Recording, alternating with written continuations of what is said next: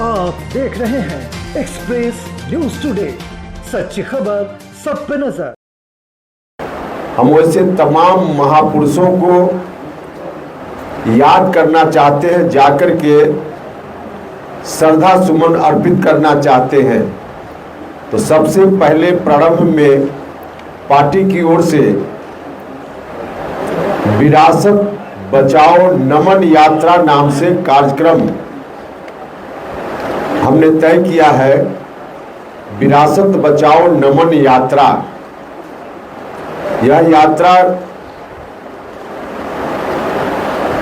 हमारे साथियों ने कई महापुरुषों से जुड़ी हुई धरती का सिलेक्शन किया है। बिहार के विभिन्न जिलों में सब जगह हम लोग जाएंगे और वहाँ उनको याद करेंगे, उनके चरणों में श्रद्धा सुमन अर्पित करेंगे और वहाँ जो लोग होंगे उनसे भी बात करेंगे। जगह जगह पे सभा भी होगी। इस दौरान यात्रा की शुरुआत 28 फरवरी से होगी भितिहरवा से। चंपारण के भितिहरवा से 28 फरवरी से शुरुआत होगी, जहां गांधी जी की कर्म भूमि है। तो सबसे पहले वहां जाकर गांधी जी का नमन करेंगे 28 तारीख को, और उसके बाद वहां से चलते हुए 2 चरण में यात्रा पूरी होगी। प्रथम चरण में 28 फरवरी से शुरू करके 6 मार्च को हम समाप्त करेंगे सिवान जिला में, और भितिहरवा से शुरू करके मुजफ्फरपुर, सीतामढ़ी, मधुबनी,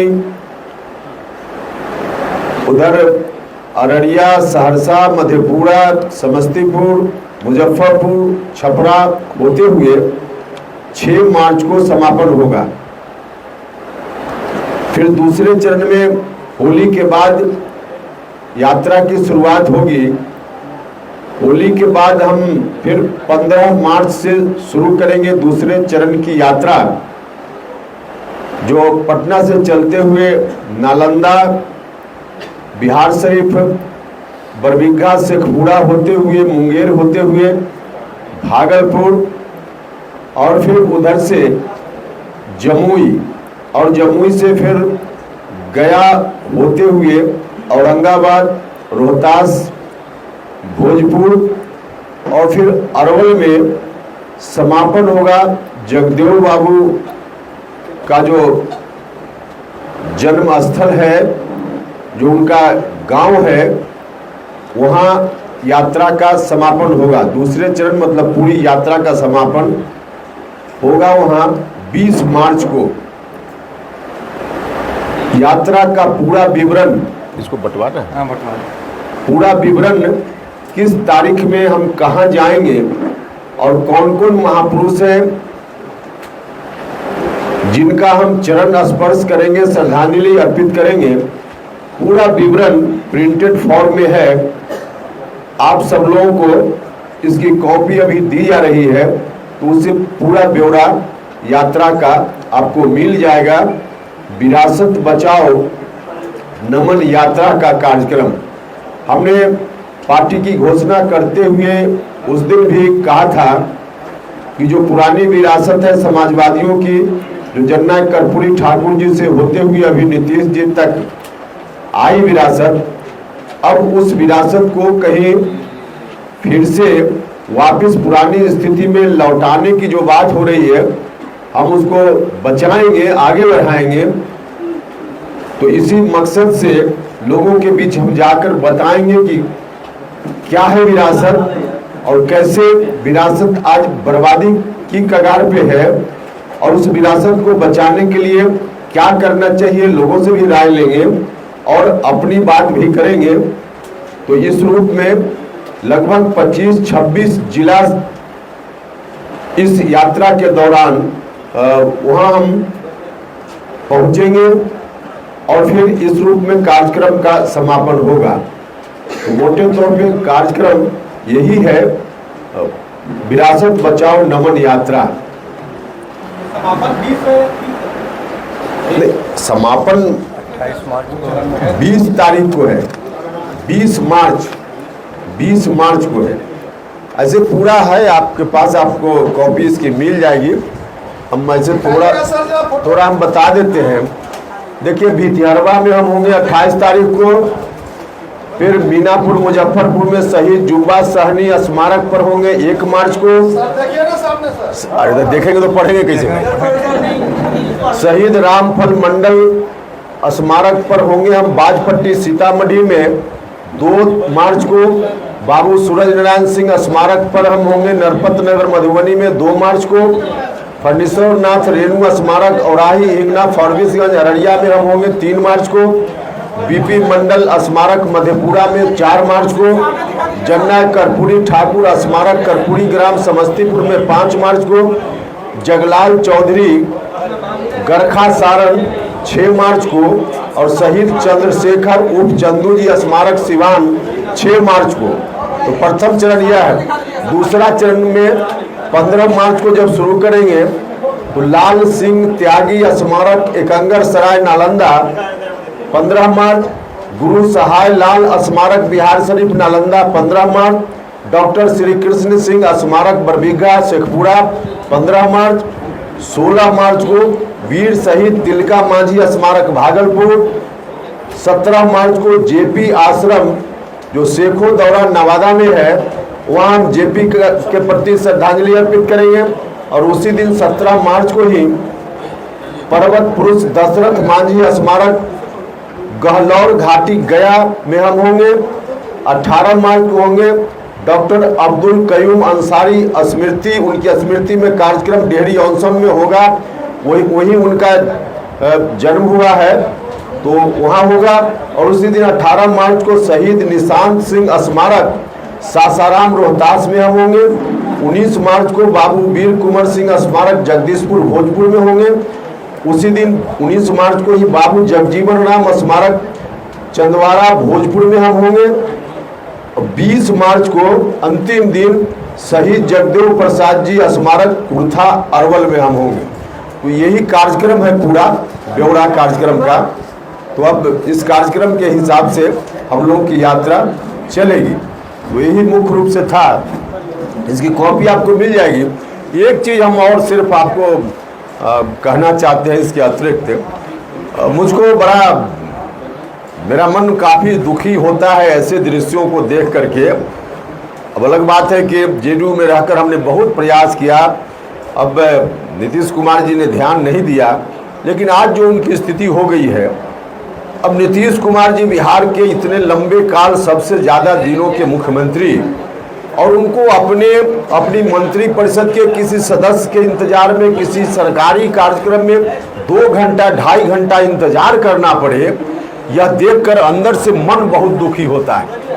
क्या स्थिति हो गई नीतीश कुमार जी की। अब 2.5 घंटा 2 घंटा नीतीश जी इंतजार करें अपनी मंत्री परिषद के किसी सदस्य के लिए, और वह भी कोई बाहर से आ रहा हो, फ्लाइट में देरी हो गई, कोई और कारण हो गया बड़ा, वह नहीं पटना में रहते हुए अपने घर से निकलकर 4 कदम की दूरी पर 10 मिनट में जाना है, और वहाँ मुख्यमंत्री जी को इंतजार करना पड़ा। अब उनकी ऐसी व्यवस्था देखकर हम लोगों को भी अंदर से बड़ी परेशानी होती है। तो अब जो स्थिति बन गई है, मुख्यमंत्री जी आज नीतीश कुमार मुख्यमंत्री हैं, तब उनकी यह दुर्गति राष्ट्रीय जनता दल के लोगों ने बना दी है। और मुख्यमंत्री की यह दुर्गति है तो जनता दल के लोगों को, जनता दल यूनाइटेड के लोगों को सोचना चाहिए कि आज नीतीश जी मुख्यमंत्री हैं, उनकी यह दुर्गति राष्ट्रीय जनता दल के लोग बना रहे हैं। पूरे तौर पे अभी सत्ता में नहीं आए हैं, तब कल यदि सत्ता में आरजेडी के लोग आ जाएंगे तो बिहार भर में जो नीतीश कुमार के लोग हैं उनकी तब क्या दुर्गति होगी, यह सोचकर भी अंदर से दिल ही उठता है। अभी सत्ता में पूरे तौर पे नहीं है मुख्यमंत्री नीतीश जी, और तब मुख्यमंत्री की यह स्थिति, और कल पूरे तौर पे सत्ता में आने के बाद नीतीश जी के लोग जो बिहार भर में हैं उनकी क्या दुर्गति राष्ट्रीय जनता दल के लोग बनाएंगे। या ठीक है कि हम लोग वैसी स्थिति नहीं आने देंगे, इसलिए हम लोगों ने इस रूप में संकल्प लिया है। तो इन्हीं संकल्पों के साथ हम जा रहे हैं लोगों के बीच में, लोगों को आगाह करने कि वैसी स्थिति नहीं आने देने का काम करना है। तो मुख्य रूप से आज यात्रा के माध्यम से जो हम जाएंगे लोगों को यही बताने के लिए कि जो दुर्गति आगे आने वाले दिनों में हो सकती है उससे बचने का रास्ता है। आइए आप लोग साथ दीजिए, सहयोग कीजिए, अपने महापुरुषों के चरणों में श्रद्धा सुमन अर्पित करते हुए, सर झुकाते हुए, यही आम लोगों से भी हम आग्रह करने वाले हैं। चलिए,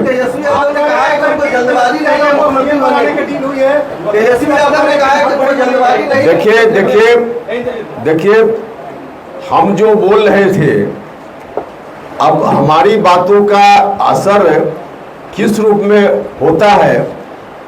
जिस दिन हमने पार्टी अनाउंस किया उसी दिन जनता दल यूनाइटेड के राष्ट्रीय अध्यक्ष ने कहा नीतीश कुमार जी की बातों से ठीक उलट नीतीश जी ने पहले ही घोषणा कर दी है कि अगला तेजस्वी यादव, और ललन सिंह जी ने कह दिया, आप लोगों के सामने कहा कि नहीं ऐसा कुछ नहीं, हमने नहीं कहा है।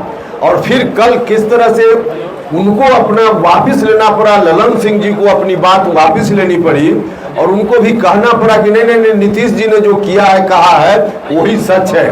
और उधर से फिर तलवार निकाल ली आरजेडी के लोगों ने, उन लोगों ने कहा कि कैसे हो सकता है, और उसी का परिणाम था ललन सिंह जी ने जो कहा मुख्यमंत्री जी के बयान से उलट, उसी का परिणाम था कि माननीय मुख्यमंत्री जी को 2-2.5 घंटा तक इंतजार करना पड़ा, उसी का असर था। तो इसलिए हम जो कुछ भी कहते रहे हैं वह तो अब साफ साफ दिख रहा है, साफ साफ दिख रहा है। लोग भले बातों में न स्वीकार करें या आज स्वीकार करके कल वापिस हो जाएं, अलग बात है, लेकिन डील तो पक्की है। डील अगर नहीं पक्की है तो बताएं ललन सिंह जी, उनको क्यों वापस लेना पड़ा स्टेटमेंट, उनको क्यों कहना पड़ा नीतीश जी ने जो कहा वही सही है, किस परिस्थिति में बयान दिए और क्यों वापस लेना पड़ा बताएं। और फिर आरजेडी के लोग, आरजेडी के कई लोग, विधायक लोग, अब उन लोगों ने कहा कि नहीं नहीं, अब तो होली के बाद इनको करना है, जाना है इनको, तेजस्वी को मुख्यमंत्री बनना है। तो यह बात अब इस रूप में आ रही है। और दूसरा कि मुख्यमंत्री जी के बारे में राष्ट्रीय जनता दल के लोग किस रूप में पहले बोल रहे थे। हमने कहा एक विधायक, माननीय विधायक के बारे में जब उन्होंने क्या क्या मुख्यमंत्री जी से कहा, और दिखावे के लिए बाद में मेरी बातों का इतना असर हुआ कि दिखावे के लिए राष्ट्रीय जनता दल ने शोकॉज नोटिस जारी किया, लेकिन सिर्फ दिखावे के लिए अभी भी कोई कार्रवाई नहीं हुई है। तो मुख्यमंत्री जी जो स्थितियां झेल रहे हैं, अब जनता दल यूनाइटेड का अस्तित्व समाप्त हो गया। जनता दल यूनाइटेड अगर वास्तव में अस्तित्व में होता तो ललन सिंह भिड़ जाते, कहते कि नहीं जो हम कह रहे हैं वही सही है, राष्ट्रीय अध्यक्ष है, लेकिन उनको वापस लेना पड़ा। और जनता दल यूनाइटेड यदि अस्तित्व में होता तो मुख्यमंत्री जी को 2-2.5 घंटा इंतजार नहीं करना पड़ता अपनी मंत्रिपरिषद के किसी सदस्य के आने के लिए। तो कुल मिला जुलाकर जनता दल यूनाइटेड ने अपना अस्तित्व खो दिया है, जो रोज अब दिख रहा है। और यही बात हम लोगों से कह रहे थे और हम जो कह रहे थे वही सच है। बहुत धन्यवाद भैया, तो अपने लोगों को न समझाएं। देखिए यही तो उन लोगों की रणनीति है, एक आदमी धरो धरो और एक आदमी मारो मारो, हम पकड़ेंगे छुड़ाएंगे और तुम मारना, ताकि लोगों को लगे कि हम नहीं कुछ कर रहे हैं, और उधर से डंडा भी चलवाओ। उन्हीं के लोग डंडा चला रहे हैं ना। जो विधायक कल परसों स्टेटमेंट दिए हैं कि होली के बाद, उनको न पूछे। तो यही है, गांव में होता है एक धरो धरो और दूसरा मारो मारो। वही स्थिति इन लोगों ने नीतीश कुमार जी की बना दी है, एक धरो धरो और एक मारो मारो। क्या हुआ? अरे दो आदमी एक बार बोलिएगा तो कैसे? आरोप हो रहा है कि आपकी डील बीजेपी के साथ हो चुकी है, इसलिए आप नीतीश कुमार और महागठबंधन के खिलाफ बोल रहे हैं। हम जो बात बोल रहे हैं उस बात का जवाब देना। उपेंद्र कुशवाहा की डील कहाँ हुई वो अलग बात है, वो ठीक है, लेकिन हम जो बोल रहे हैं इसका जवाब लोग देने। ललन जी जवाब दे, ये स्टेटमेंट क्यों उनको देना पड़ा और देकर क्यों वापिस होना पड़ा? आरजेडी के लोग क्यों कह रहे हैं कि होली के बाद, इसका जवाब लोग देना। जनता दल यूनाइटेड ने अस्तित्व, आखिर 2.5 घंटा तक मुख्यमंत्री को इंतजार इतिहास में कभी हुआ है क्या? कि कोई मंत्री उनका 10 कदम की दूरी पर रहा हो और 2.5 घंटा मुख्यमंत्री जी को इंतजार करना पड़े, इसका जवाब लोगों को देना चाहिए ना।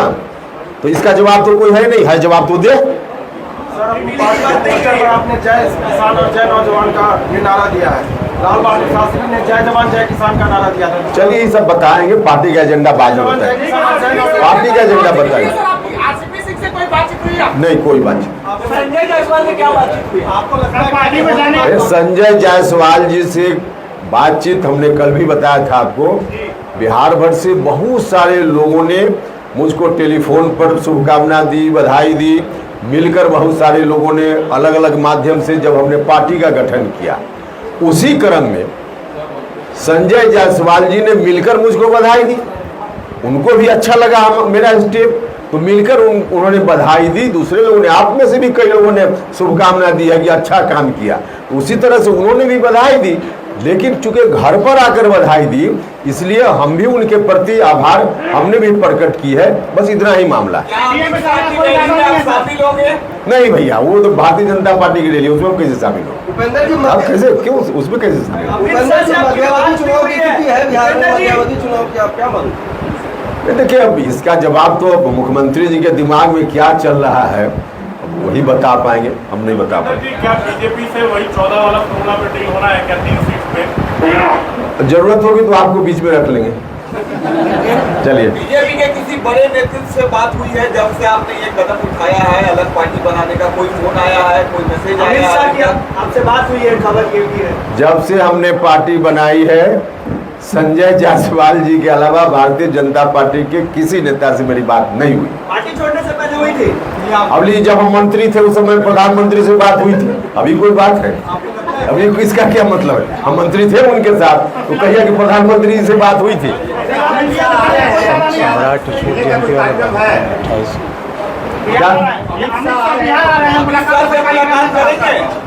भाई अभी कोई योजना वैसी नहीं है, अभी मिलने का कोई प्रोग्राम ऐसा नहीं है। आप लोग विश्वास क्यों नहीं करते? हम बोल रहे तो सही बोल रहे हैं। सिक्योरिटी मिलने वाली है?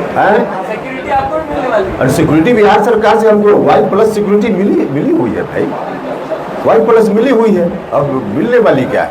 कोई नया मिलना है क्या? आपको क्या लगता है क्या कि बजट सत्र के बाद या होली के बाद वाकई में अच्छा, ताजपोशी की औपचारिकता ही बची हुई है ना। सारा दृश्य अगर देख लीजिए तो सिर्फ औपचारिकता बची हुई है ना। बाकी तो किस रूप में डिप्टी सीएम एक्ट कर रहे हैं। मुख्यमंत्री जी कह रहे हैं मंत्री परिषद के विस्तार के बारे में सवाल पूछना हो तो डिप्टी सीएम निर्णय लेंगे। मुख्यमंत्री जी को 2.5 घंटा बैठकर इंतजार करना पड़ता है। तो अब वो लेना न लेना वो औपचारिकता है ना। अब तो उसी रूप में एक्शन हो रहा है। चलिए।